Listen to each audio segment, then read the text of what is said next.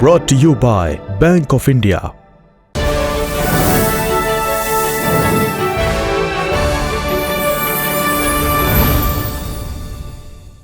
Lebanon में धमाकों का सिलसिला लगातार दूसरे दिन भी जारी रहा। 17 सितंबर को हजारों पेजर्स में धमाका हुआ था। अगले दिन हिजबुल्लाह के वॉकी टॉकीज में विस्फोट होने लगा।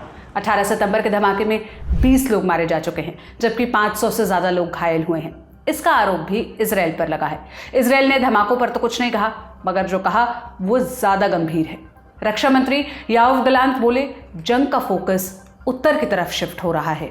מרכז הכובד עובר צפונה.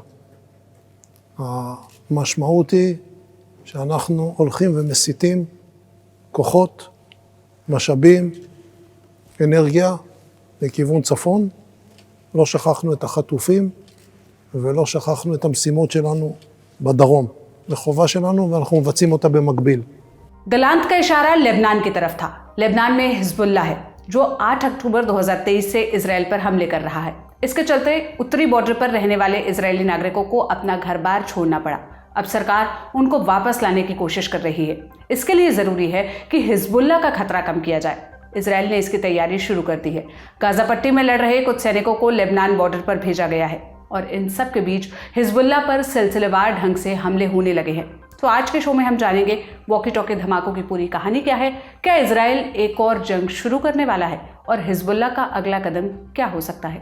नमस्ते, मेरा नाम सोनल है और आप देखना शुरू कर चुके हैं लल्लन टॉप का अंतर्राष्ट्रीय प्रसंगों से जुड़ा रोजाना का कार्यक्रम दुनियादारी, जहां आज बात लेबनान में हुए वॉकी टॉकी धमाके की।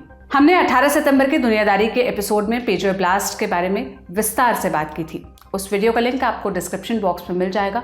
अभी हम आपको ब्रीफ में रिकैप दे देते हैं। तारीख थी 17 सितंबर 2024, दोपहर के करीब 3:30 बज रहे थे। लेबनान में कई जगहों पर बीप की आवाज़ आई। वहाँ हिजबुल्लाह के पेजर्स पर एक कोडेड मैसेज आया था। पेजर एक किस्म का कम्युनिकेशन डिवाइस होता है। इसका इस्तेमाल ऑडियो और टेक्स्ट मैसेज भेजने में होता है। आज के ज़माने में गिने चुने लोग ही पेजर रखते हैं, उनमें हिजबुल्लाह भी है। उनको डर था कि इजराइल मोबाइल को आसानी से ट्रैक कर सकता है, इसलिए फरवरी 2024 में हिजबुल्लाह के सरगना हसन नसरल्लाह ने अपने लोगों को मोबाइल से दूर रहने के लिए कहा। यूं तो हिजबुल्लाह बहुत पहले से पेजर का यूज़ कर रहा था, लेकिन नसरल्लाह के भाषण के बाद उसमें तेज़ी से इजाफा हुआ। फिर उन्होंने नए पेजर्स के ऑर्डर दिए। जो ऑर्डर उनको मिला उसमें ताइवान की कंपनी गोल्ड अपोलो की ब्रांडिंग थी। गोल्ड अपोलो का कहना है कि जिस मॉडल के पेजर्स में धमाका हुआ वो हम नहीं बनाते, हंगरी की कंपनी बीएससी कंसल्टिंग बनाती है, बस ब्रांडिंग हमारी थी। इसके बाद सबकी नज़र बीएससी कंसल्टिंग पर इनायत हुई। इस कंपनी की कहानी भी बड़ी दिलचस्प है। बीबीसी की रिपोर्ट के मुताबिक ये कंपनी 2022 में बनी थी। जो इसका एड्रेस है उस पर 13 और कंपनियां रजिस्टर्ड है। बीएससी का किसी और कंपनी से व्यापार या कोई सामान भेजने का रिकॉर्ड नहीं है। उसने अपने ब्रोशर में दावा किया कि वो यूरोपियन कमीशन और यूके सरकार के साथ काम कर चुकी है। हालांकि इस दावे की पुष्टि नहीं हो पाई। बीएससी में सिर्फ एक शोधधारक है, वही सीईओ भी है। उसने एनबीसी न्यूज़ से कहा कि हमारी कंपनी पेजर नहीं बनाती। उसके बाद उससे कोई बात नहीं हुई। बीएससी की वेबसाइट भी इंटरनेट से गायब हो चुकी है। अब सवाल ये है कि इस पर हंगरी की सरकार का क्या कहना है। उनका कहना है कि धमाके वाले पेजर्स कभी हंगरी में थे ही नहीं। हंगरी में बीएससी कंसल्टिंग नाम की कोई फैक्ट्री नहीं है। अगर गोल्ड अपोलो नहीं, बीएससी कंसल्टिंग नहीं, तो फिर ये पेजर्स बनाए किसने? इसका एक जवाब अमेरिकी अखबार न्यूयॉर्क टाइम्स की रिपोर्ट में मिलता है। न्यूयॉर्क टाइम्स ने अमेरिकी और इजरायली खुफिया अधिकारियों के हवाले से दावा किया कि असल में ये शेल कंपनी है। इसको मोसाद ने बनाया था। उन्होंने 2-3 शेल कंपनी और बनाई थी। फिर वे हिजबुल्लाह के ऑर्डर का इंतजार करने लगे। जब ऑर्डर मिला उन्होंने उसमें बारूद और स्विच लगाकर सप्लाई करना शुरू किया। रिपोर्ट के मुताबिक हिजबुल्लाह को पहला शिपमेंट 2022 में मिला था। नसरल्लाह की वार्निंग के बाद सप्लाई बढ़ा दी गई। उसने आदेश दिया था कि मीटिंग्स में कोई फोन नहीं लाएगा, पेजर को हमेशा साथ रखना है।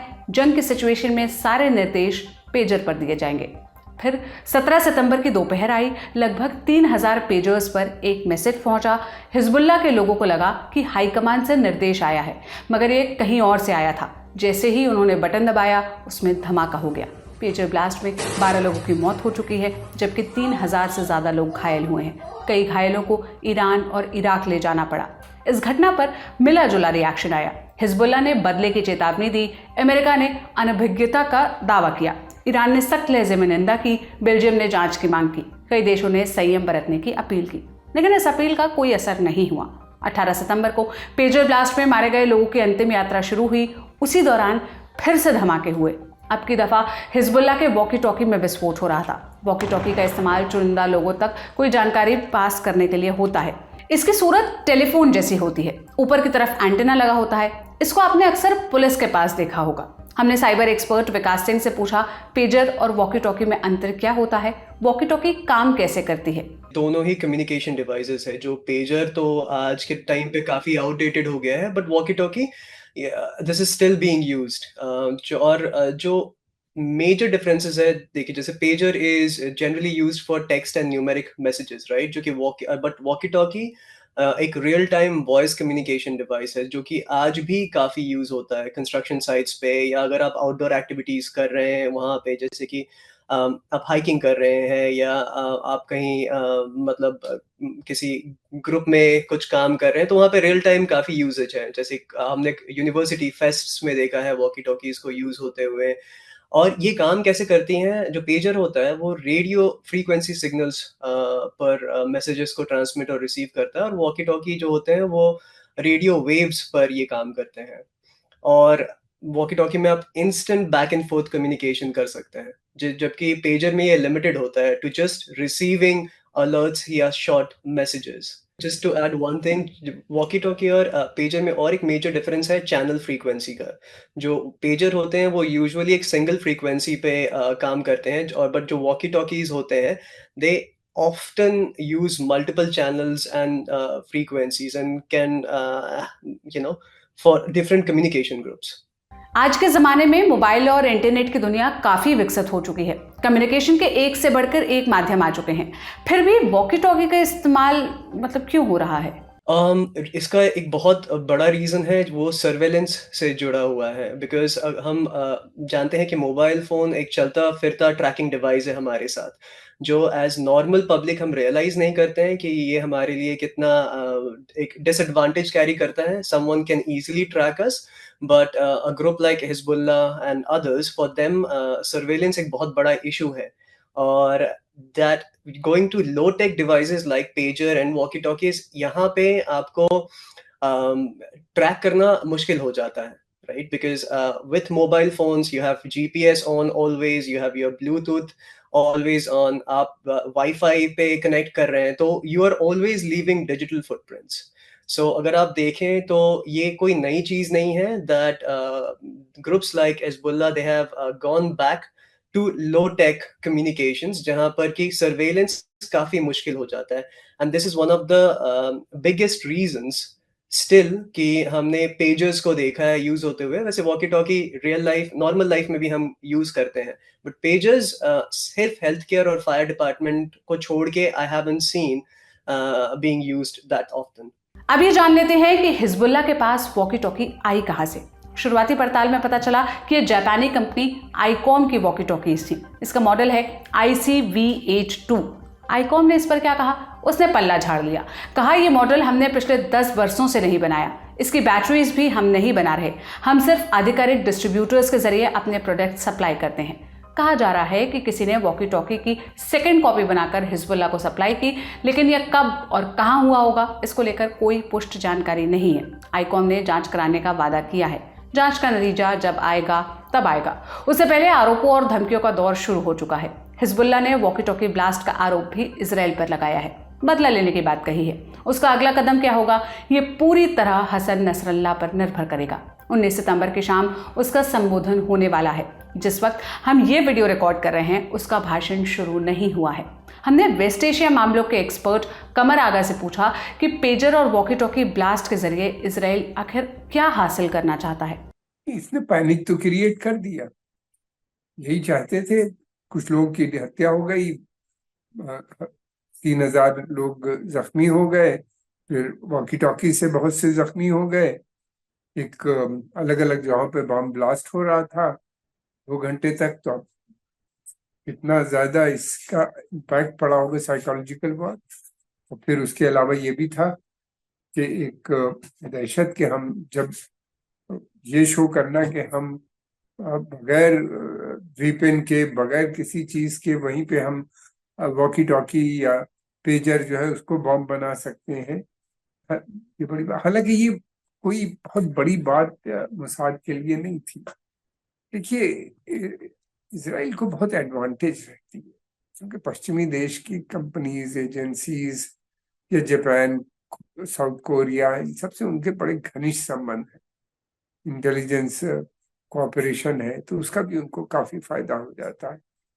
हो सकता है इसमें मोसाद के साथ साथ CIA का भी इन्वॉल्वमेंट हो, ये सब बातें पता नहीं चलेगी, जैसे कि ये एजेंसीज मिल के भी काम करती हैं, मोसाद, CIA, खासतौर से वेस्ट पश्चिम एशिया में। ये कि हमास का या हिजबुल्ला का या हूती, ईरान, इनका कमजोर होना अमेरिका के हित में भी है।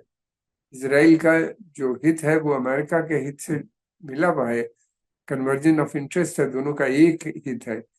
इसी के ये जितने भी मिलिटेंट ग्रुप हैं जिनको के वो आतंकवादी ग्रुप कहते हैं, या ईरान, ये सब अमेरिकन इजरायली पॉलिसी उस क्षेत्र में है उसके खिलाफ है। तो दोनों एक है, दोनों कोऑपरेट करते हैं एक दूसरे के साथ।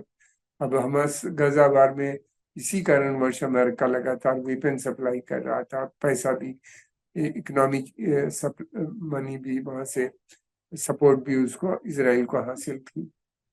तो ये एक कोऑर्डिनेटेड एफर्ट हो सकता है, अकेले का हो सकता है, जापान इसमें इन्वॉल्व था, नहीं था, ये बातें अब कभी पता नहीं चली।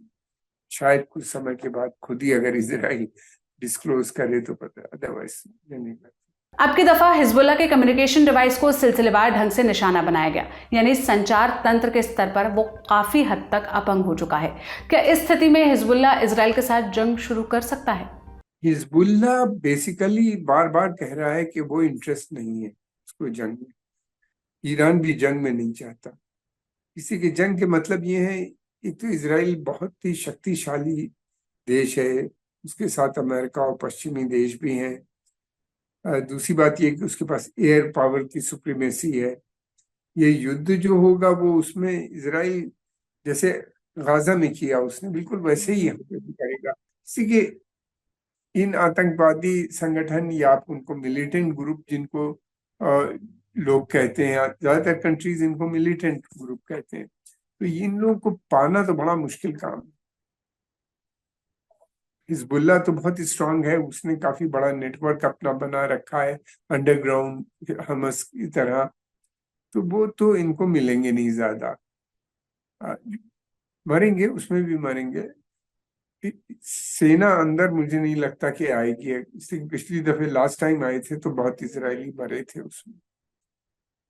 फिर उसके बाद ये है कि एयर बॉम्बिंग वहां पे करके इनको ध्वस्त, लेकिन हिजबुल्ला के पास भी काफी वेपन्स है, उनका वो इस्तेमाल करेगा। और वो देखना ये कि उसका क्लेम तो ये है, उसने जो तस्वीरें छापी हैं, दिखाई हैं लोगों को दुनिया भर के, उसमें तो वो बहुत से मिलिट्री जो इंस्टॉलेशंस हैं या इकोनॉमिक एसेट जो है उनके इजराइल के अंदर, उनको उसने तस्वीर छापी और अपनी कैपेबिलिटी बताई है कि वो वहां तक उनको हिट कर सकता है। अब ये आने वाला समय बताएगा।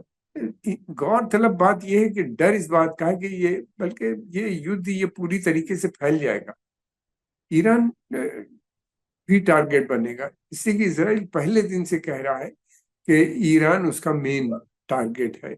ईरान जब तक रहेगा तब तक हिजबुल्लाह, हमास, हूती और दूसरे जितने भी मिलिटेंट ग्रुप हैं ये स्ट्रांग बने रहेंगे। तो अगर ईरान को कमजोर किया जाए, ईरान के ऊपर अटैक किया जाए, उसके न्यूक्लियर इंस्टॉलेशन से शुरू हो, फिर बाद में तो कंट्रोल के बाहर नहीं रहेगा।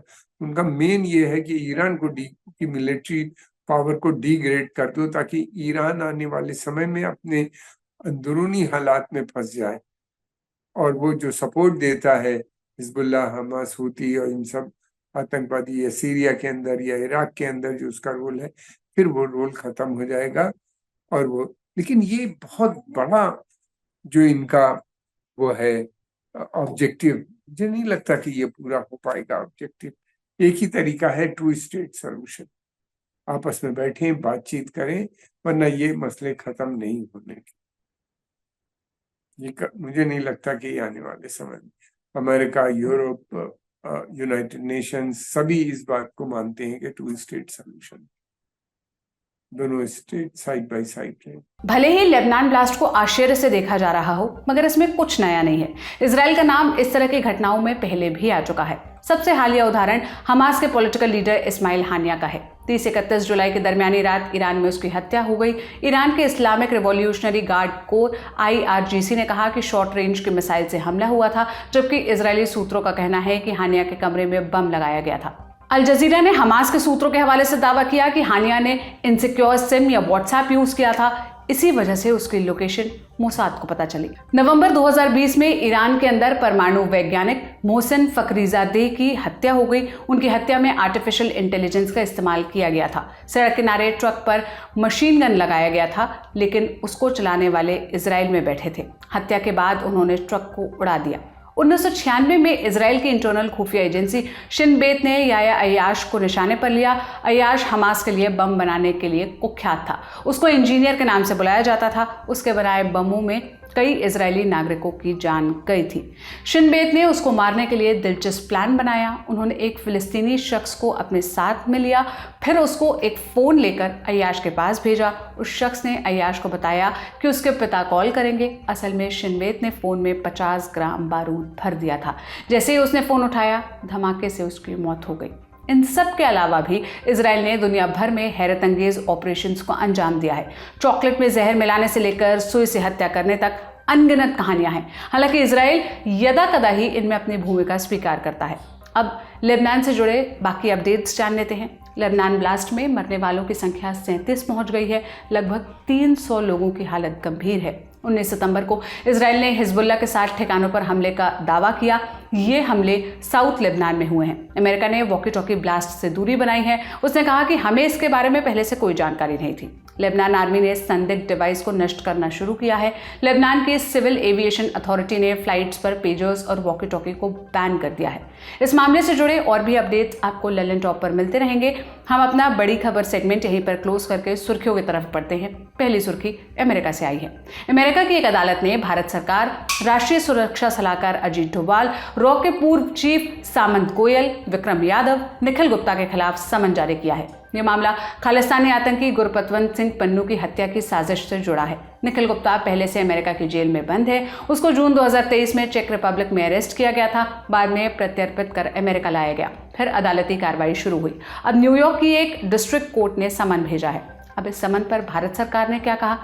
विदेश सचिव विक्रम मिस्री ने कहा, यह अनुचित और बेबुनियाद आरोप है। अब चूंकि केस दर्ज हो चुका है, इससे हमारा नजरिया नहीं बदलने वाला। जब यह मुद्दा पहली बार हमारे सामने आया था, तब भी हमने इस पर कार्रवाई की थी। इस मामले में एक उच्च स्तरीय समिति काम कर रही है। ये पूरी तरह से अनुचित मामला है और मैं आपका ध्यान उस व्यक्ति की ओर आकर्षित करना चाहूंगा जिसने ये मामला दर्ज किया।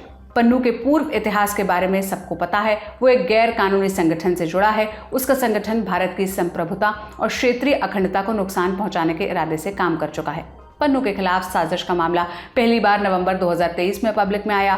फाइनेंशियल टाइम्स ने इसका खुलासा किया। तब विदेश मंत्रालय ने कहा कि सरकार ने उच्च स्तरीय जांच शुरू कर दी है। मई 2024 में विदेश मंत्री डॉक्टर एस जयशंकर ने कहा था कि भारत इस मामले की जांच कर रहा है। उन्होंने जोर देकर कहा था कि इससे भारत अमेरिकी संबंधों पर कोई असर नहीं पड़ेगा।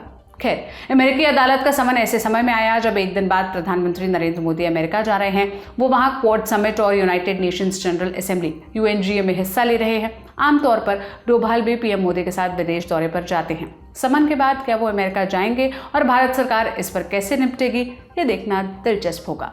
PM मोदी के अमेरिका दौरे से और क्या अपडेट्स हैं? 17 सितंबर को डोनाल्ड ट्रंप ने कहा कि वो PM मोदी से मिलने वाले हैं। हालांकि 19 सितंबर को विदेश मंत्रालय ने शेड्यूल जारी किया। उसमें ट्रंप से मुलाकात की पुष्टि नहीं की गई है। अब दूसरी सुर्खी जान लेते हैं जो UN जनरल असेंबली से जुड़ी है। 18 सितंबर को जनरल असेंबली में इजराइल के अवैध कब्जे के खिलाफ प्रस्ताव लाया गया। इसके तहत 12 महीनों के अंदर इजराइल को फिलिस्तीनी इलाकों से पीछे हटने के लिए कहा गया। ना मानने की स्थिति में इजराइल पर प्रतिबंध लगाने की बात भी की।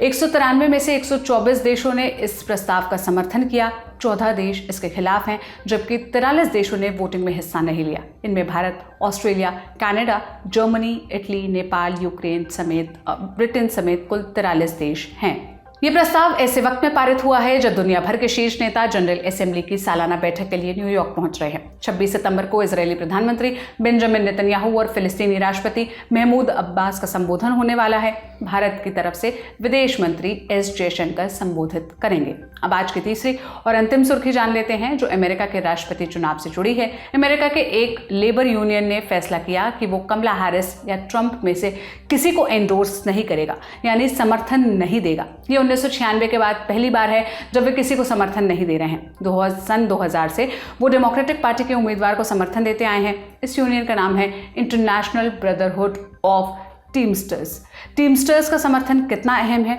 ये पेंसिल्वेनिया, मिशिगन और नेवादा जैसे स्विंग स्टेट्स में काफ़ी मजबूत है।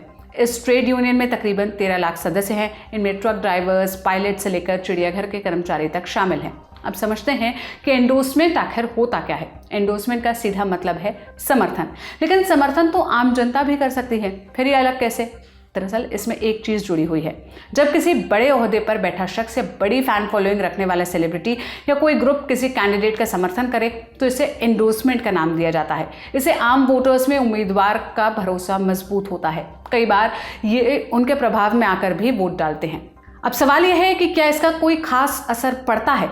इस बात का अंदाजा लगा पाना बहुत मुश्किल है कि इनका चुनाव नतीजों पर कितना असर पड़ता है। अमेरिका में इसको लेकर कई रिसर्च भी किए जा चुके हैं। एक उदाहरण देखिए। 2008 में डेमोक्रेटिक पार्टी के प्राइमरी इलेक्शन में चर्चित टीवी होस्ट ओपरा विंफ्रे ने बराक ओबामा को समर्थन दिया। रिसर्चर्स ने पाया कि इससे ओबामा को 10 लाख से ज्यादा वोट्स का फायदा हुआ। एक उदाहरण इसको गलत भी साबित करता है। 2016 के राष्ट्रपति चुनाव में हिलेरी क्लिंटन को जेनिफर लोपेज और लेडी गागा जैसी सेलिब्रिटीज ने एंडोर्स किया था, मगर नतीजा उनके खिलाफ रहा। अब इस बार नतीजा क्या होगा ये देखना दिलचस्प होगा। बाकी देश और दुनिया की सभी जरूरी खबरों पर ललन टॉप की नजर बनी हुई है। आप हमारे साथ जुड़े रहिए। आज का शो लिखा था मेरे साथी अभिषेक और अंकुर ने। शुक्रिया।